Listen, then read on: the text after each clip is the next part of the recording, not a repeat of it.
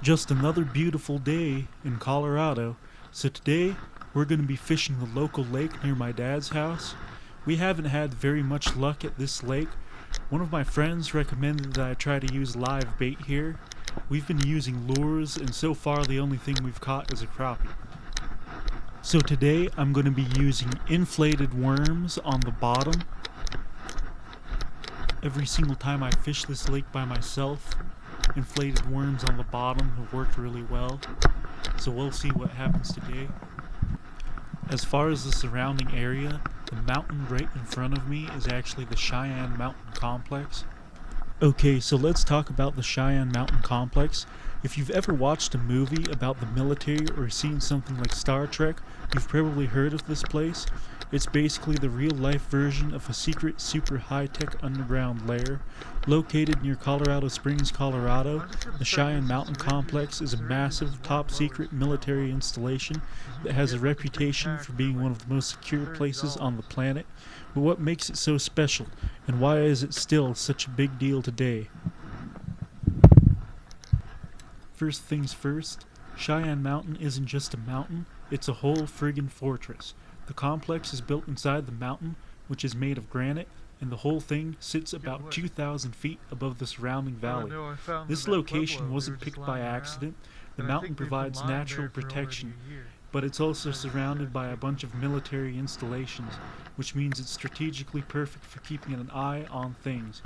The complex was originally designed during the Cold War back in the 1960s as a way to monitor and defend against possible nuclear missile attack from the Soviet Union. Basically, the idea was to have a command center that could withstand anything from nuclear blasts to EMPs, electromagnetic pulses, and still be able to function if the world was going to hell in a handbasket.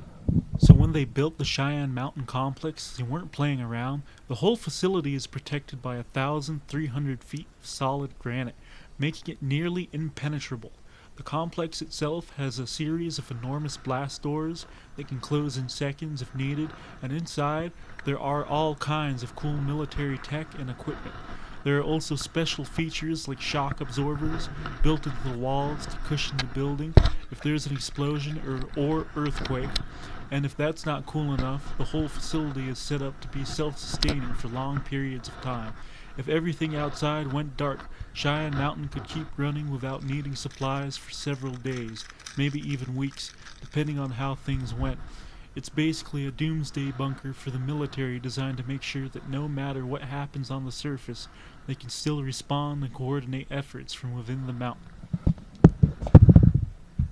One of the most famous things about the Cheyenne Mountain complex is that it houses NORAD, which stands for the North American Aerospace Defense Command.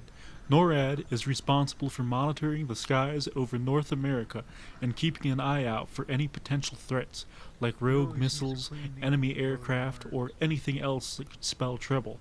They've got radar systems, satellites, and all kinds of tech to track things as they move through the atmosphere, and the Cheyenne Mountain complex is where they coordinate everything. Back in the day, if there was an incoming missile, NORAD would use the information from Cheyenne Mountain to help decide what to do next, whether it was to launch a counterattack or simply alert the public to take cover. In the age of computers and satellites, NORAD's job has gotten a little more high-tech, but the importance of the complex hasn't really changed. It still serves as a place where military leaders can make decisions in real time about threats to the country, and if things get really bad, they can ride out the storm from inside the mountain. If you've ever seen movies like War Games or Star Trek: The Next Generation, then you've probably seen Cheyenne Mountain used as a backdrop for some pretty intense drama. In fact, Stargate SG-1, the sci-fi TV series, took inspiration from the complex when creating its fictional version of the Stargate Command. The show's portrayal of the Cheyenne Mountain had aliens, wormholes, and otherworldly technology, but in real life, it's still one of the most secretive and heavily guarded places in the U.S. military. But even beyond Hollywood, the Cheyenne Mountain complex has its share of myths and legends. Some people think it's full of secret weapons or government experiments, like something out of a conspiracy theorist's dream, while The truth is a lot less flashy. It's still a seriously impressive place. The whole vibe of "don't mess with us" is real. In recent years, the Cheyenne Mountain complex has seen some changes. While it was once the beating heart of NORAD's operations, a lot of its functions have been moved to other locations, and the complex is no longer in full-time use. That said, it's still kept in working order and is occasionally activated in times of high alert or during military exercises.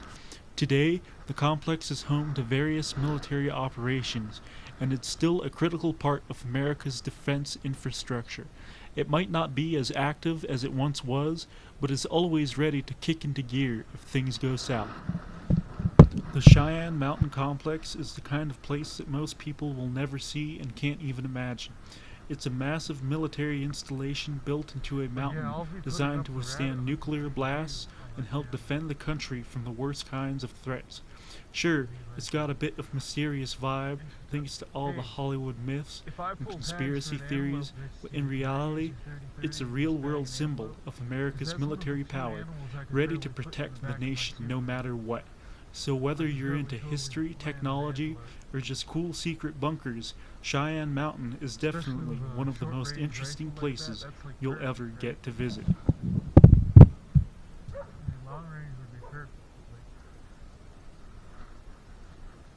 I ended up losing a lot of footage on this fishing trip. So before we were actually fishing on the dock that is directly in front of me right now. And then we moved over to the dock where I'm standing on right now. So from this dock right here, I did actually catch one tiny smallmouth bass on an inflated worm on the bottom. But lures did actually prove themselves this time. This was really unexpected because every single time I've talked to somebody about fishing on this lake, it's always been live bait that has caught the largest fish. But this time we actually managed to catch one on a lure, and he just swam right into my hand. This has to be one of the largest fish I've ever seen caught out of a lake in the middle of town.